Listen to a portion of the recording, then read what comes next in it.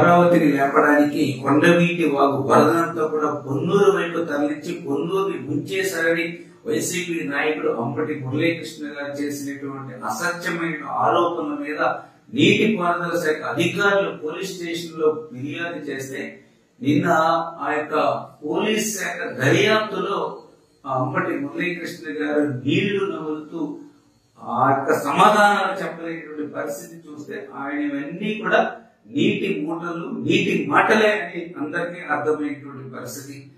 కొండవీటి వాగుకు సంబంధించినటువంటి వరద నీటిని కేడబ్ల్యూ కాలువలోకి వదలడం మీరు చూసారా అంటే సమాధానం లేనటువంటి పరిస్థితి.